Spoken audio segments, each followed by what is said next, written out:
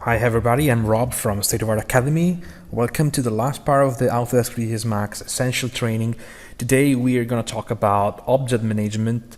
So everything from object creation to moving it, to rotating, or scaling, and use modifiers, etc, etc.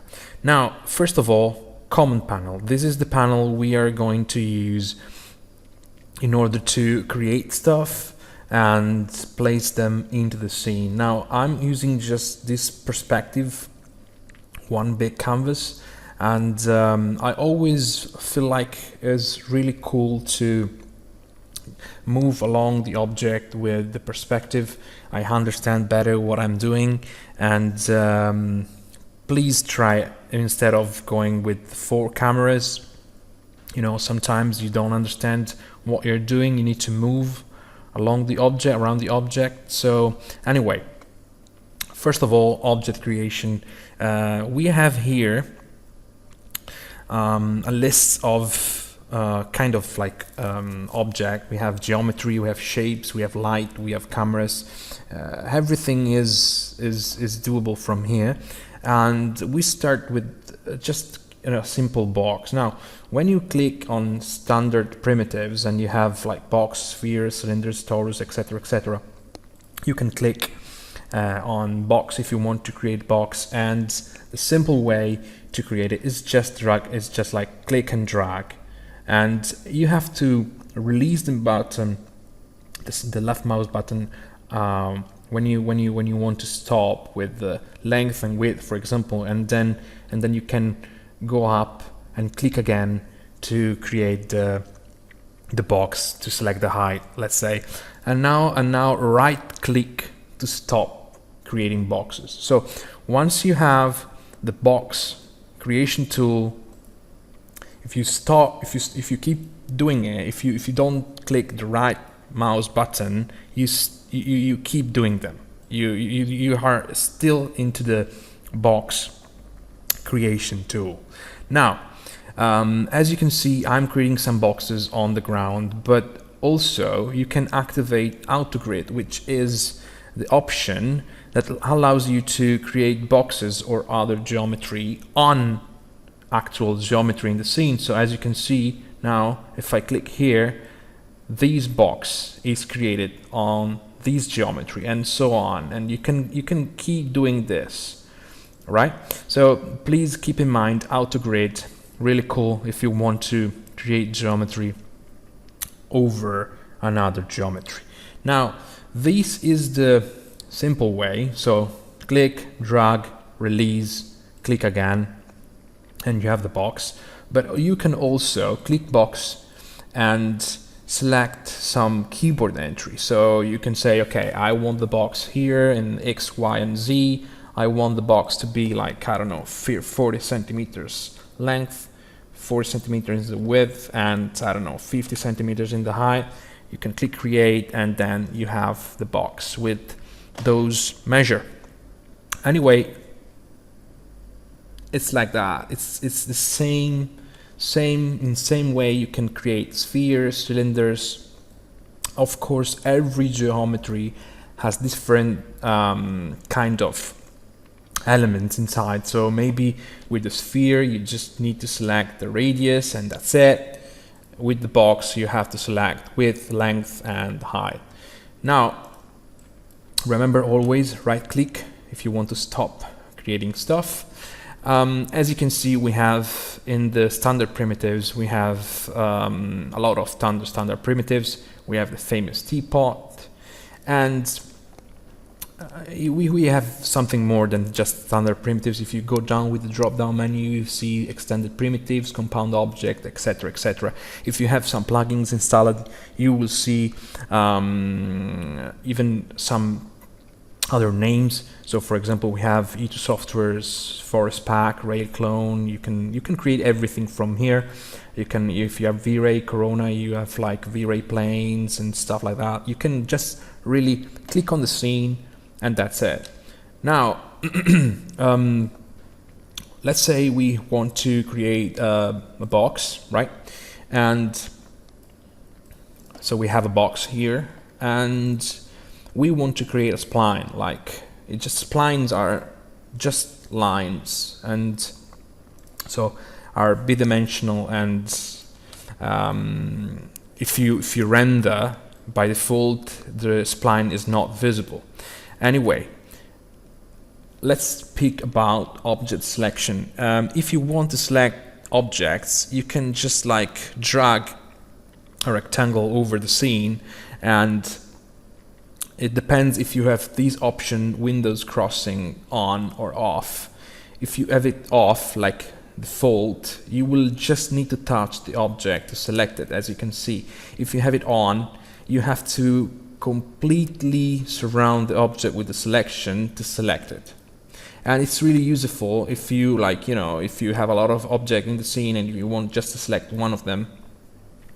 But anyway, by default, normally this is off.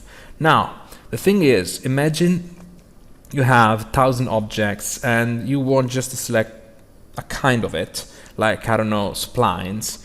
And 3ds Max is really cool software, but selection could be sometimes a problem. And we talked about that in the previous video, but now we can like speak again about that. If you want to select just splines, for example, you have to go here in the selection panel, and in this drop-down menu you can select, you can choose what kind of selection you want to keep. So I click shapes, and now if I do this, I will select just the spline, because the spline is a shape. So geometry is everything like three-dimensional, shapes is everything like made of spline, and then you have light, cameras, helpers, etc., etc. Now, don't forget to go back to all, because sometimes you forget and you want to select a geometry, and of course 3ds Max will not let you do that, and you get crazy because this is not selecting it. So remember, every time go back to all. Now, if you have, let's create something cool in this, like a chamfer box, which is a box with some chamfers on the edge. Here we are. So as you can see, this time I had to click once more because I had to choose the chamfers on the box. Anyway, let's say that we want to hide and this box, because I don't know, we don't want it anymore. We have these two objects. We want to work just on this oil tank, and we want to hide this chamfer box. So if you want to hide something, you need to click on the object and press right click, and from the drop down menu here, from the quad menu here, you can click hide selection. The object is not visible anymore, but is in the scene, so it's just invisible. Of course you can't select it, but it's there. So if you want to go in manage layers, you will see in the 0 layer, you see chamfer box is still there, but it's not visible. And you can understand it's not visible because you have this like light bulb off. If you want to turn it on, you can just click there, or you can unhide by name, and in this unhide object panel you can select chamfer box, double click, and chamfer box is still there. So hiding and unhiding an object is pretty simple. Remember that if you have a really large scene with thousands, with millions of polygons, and you want to work a little bit better on some object, it's better to hide what you don't want, or you can even go in isolate selection. What that means?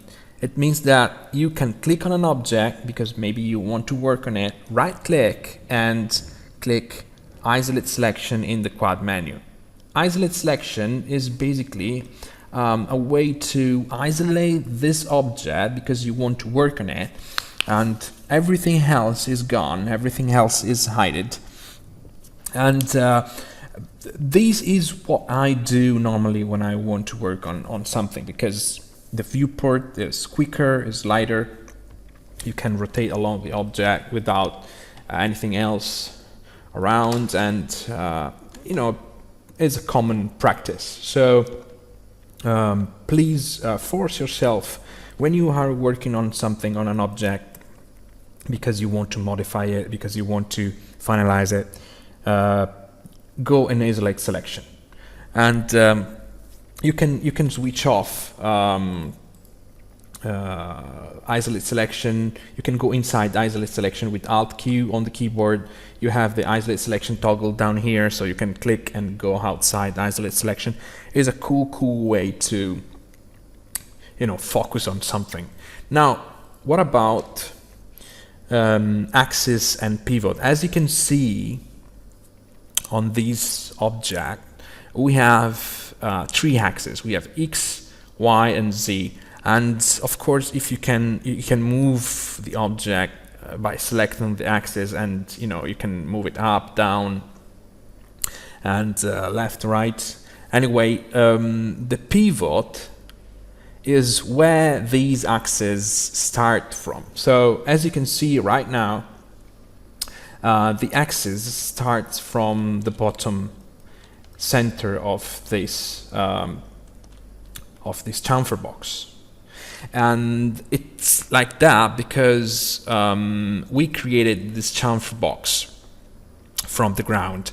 But anyway, sometimes you need to change the pivot. You need to change the axis pivot, because maybe I don't know. This is like this could be like a door, so we can make like something like this. You know, something that reminds us like a door, and you want the door to rotate along the pivot, like this pivot. So we want to move the pivot and from the center, from the bottom center. And in order to do that, we need to go in the third panel, and here you can see adjust pivot. So you can like just select affect pivot only, and now you can move the pivot. So I go into top view, T on the keyboard, Z to zoom, and I move the pivot here, and then when I'm done, when I'm happy, I click affect pivot only again, and that's it. Now if I press E on the keyboard, I can just rotate. You see, I can rotate the door along the new pivot. Now let's say I want to reset the pivot and put it in the center of the door. So I right click on the Z rotation to bring it back to 0. If you right click on some arrows, you basically go back to the default value, which is 0, as you can see. And I click affect pivot only again, and I can click on center to object or align to object, or that, but I want to center it, so I click center to object, and now the pivot is aligned exactly in the middle. And I click affect pivot only again, just to, you know, go outside the pivot modification. And if I check, you see the pivot now is exactly in the middle, from the front, from the top, from the side. So it's a quick way to reset it. Now remember that the pivot is on the object, but if you create a group, you can change the pivot of the group and so on. So if you have like the door plus the handle, you can select them both, make a group, and then change the pivot of the group on the right place. Now the thing is, you can also snap the pivot. You can also snap things, snap object, because if you want to move them, you have, I mean, 99% of the time you have to move them in an exact position. And to do that, you have to use the pivot. So for this exercise, I will create like 2 boxes, 1 and 2, maybe this one a little bit smaller. Now, as you can see, the pivot is at the center again, at the bottom, and I want to snap these 2 objects together. So I want, for example, I want to put these objects exactly in this corner. So I want to align this corner with this corner. Now, the thing is pretty easy because I have just to activate snap toggle here, and now as you can see, I have some snaps.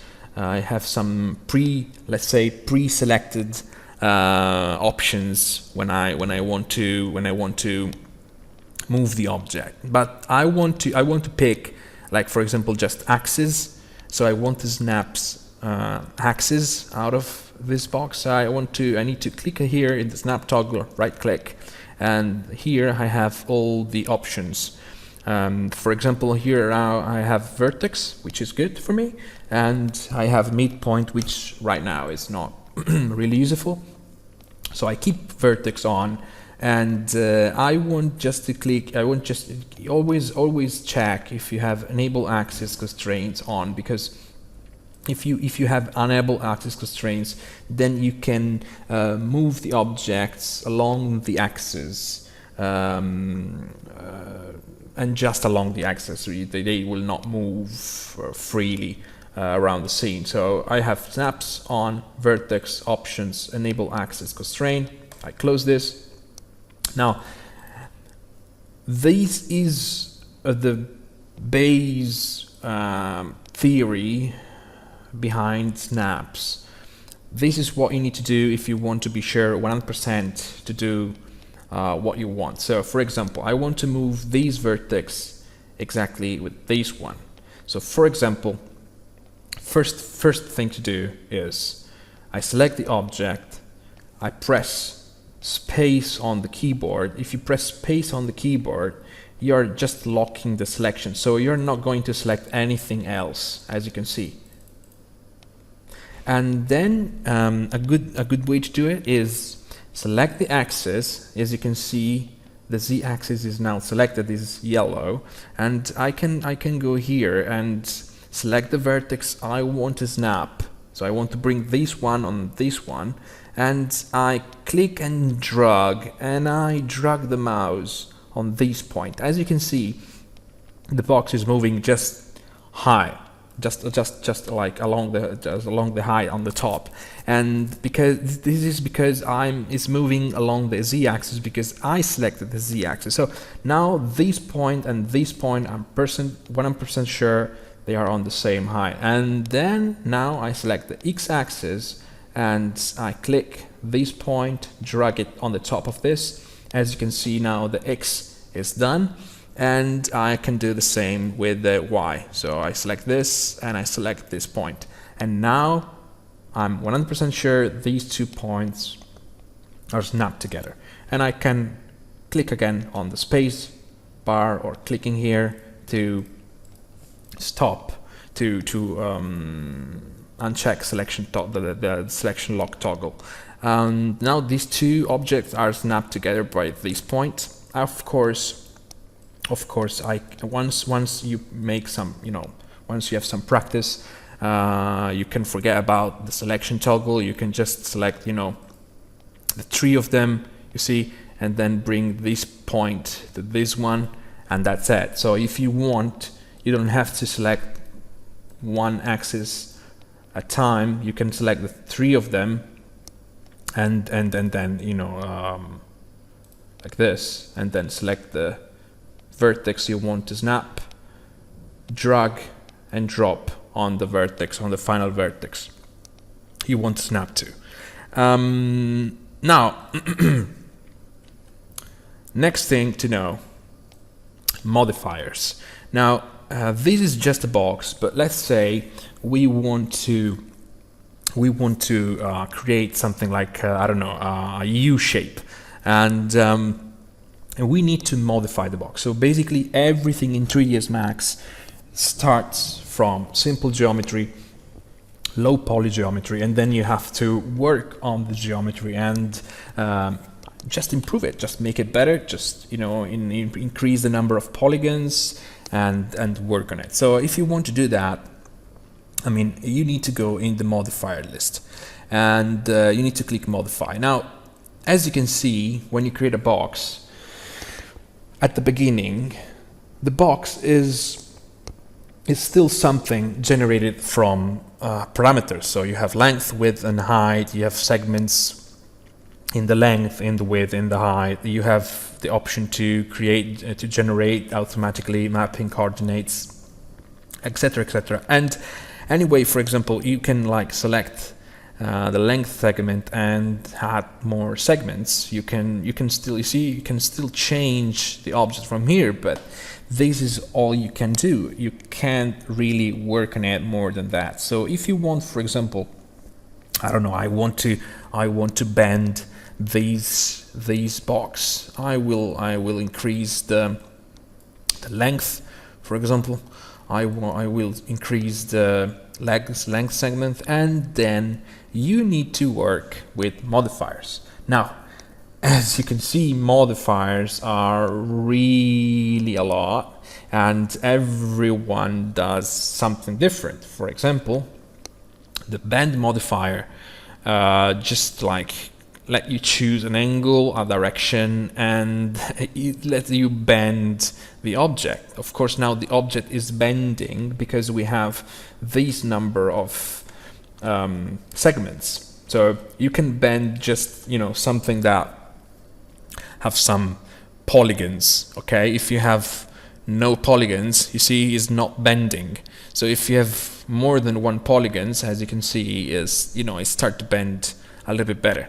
And anyway, the modifiers goes on the top of the object, and you can add as many as you want of them. Of course, we have these bends, and then we can, like, I don't know, we can have a turbo smooth to smooth the object. So as you can see, it's really cool, and you can always go back to the previous modifier, but keep in mind that some of them, if you change some of them, if you change the number of vertex, for example, of the starting box, probably the end result will change. So, you know, keep in mind, going on the top with a new modifier is always easy.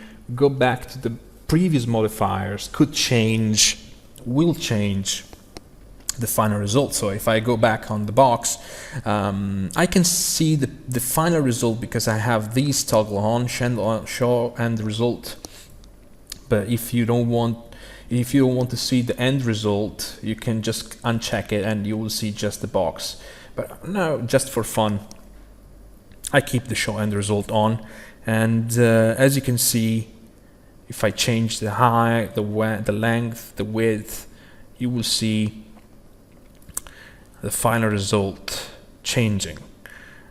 You see? Anyway, modifiers is the core of 3ds Max modeling, and we will talk about this during the masterclass, during the courses here. You can always send us an email if you need if you have some questions. When we have time, we always reply. And anyway,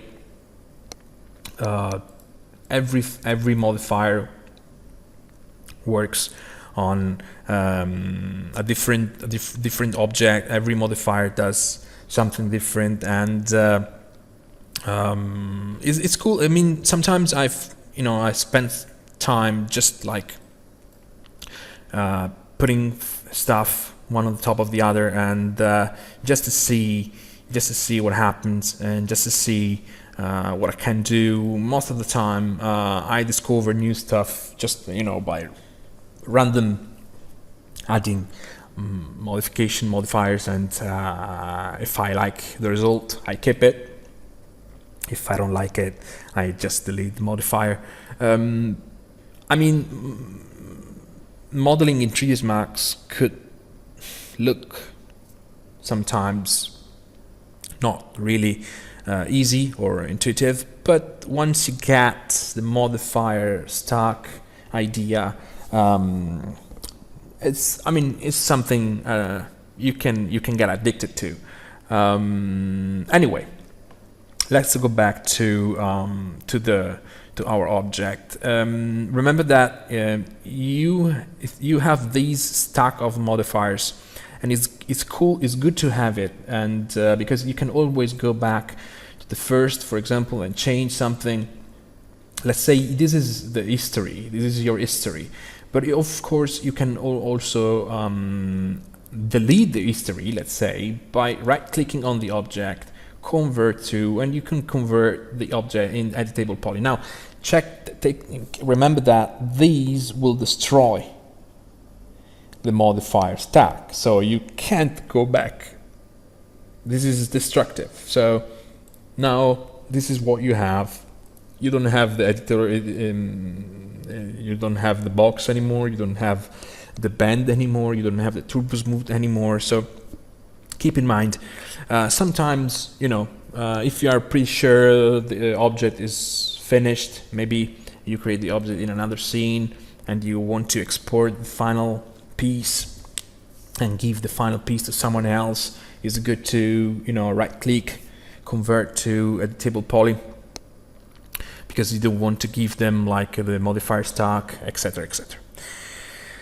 What about copying objects? Now, if you have a teapot, let's say, and I want to select some faces of this teapot. I want to, move some faces. I can add a modifier which is edit poly, which is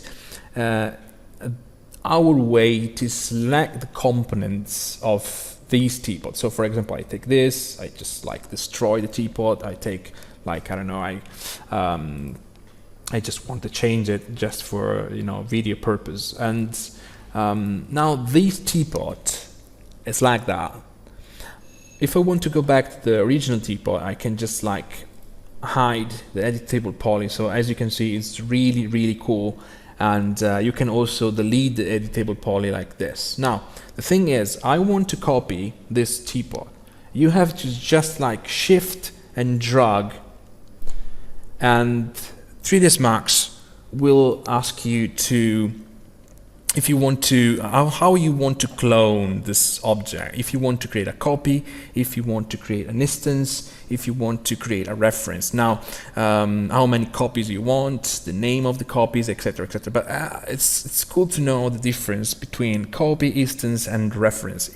Now, the copy is just a copy of the object. The two objects are not linked together, so you can change this, as you can see, and the other doesn't change.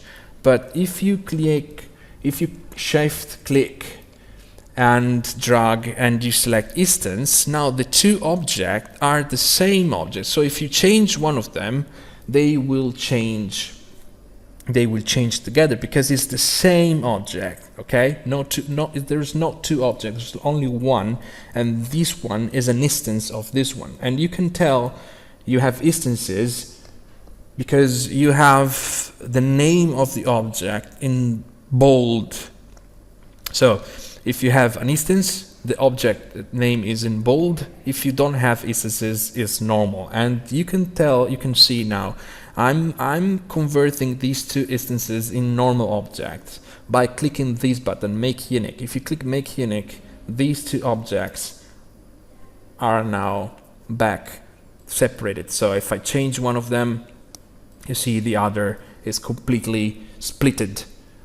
And you can tell by, you see the teapot name now is not in bold, is in normal. Now watch the which is the difference between instances and reference. Now instances, the two objects are perfectly the same. references is basically, it's the same concept of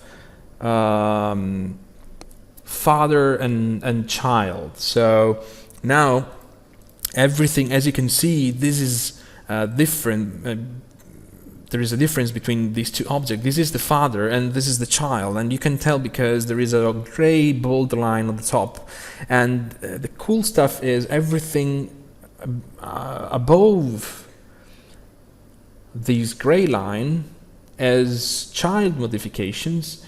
Everything below this gray line is father modification. So let me show you. I want to add an editable poly, and the editable poly now is on the top of the gray line, and I just select some.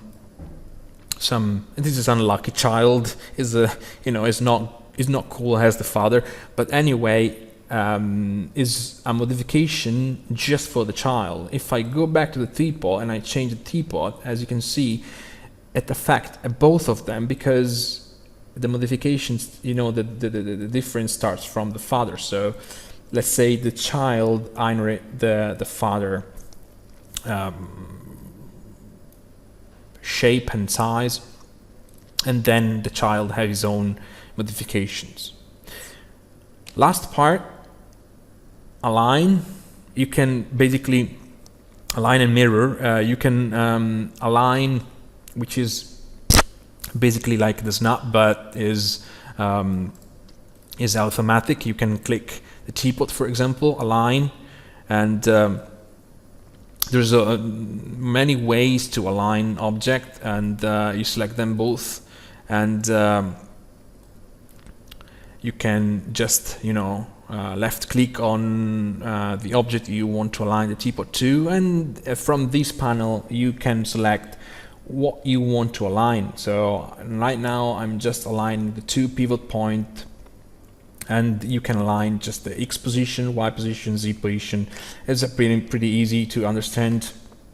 I don't want to spend a lot of time on this. The mirror thing is just a way to flip the object. So as you can see, you can flip the object along the axis, along more than one axis, and you can change the clone. You can select what kind of mirror image you want to do. You can make a copy of it, you can make an instance, you can make a reference, or you can just flip the object without copying it. And as you can see, I'm selecting different axes. You can make a copy. Let's say we want to make a copy. Now we have, you see, these teapot mirrored on the x-axis, and they are copies, so I can change them without problem.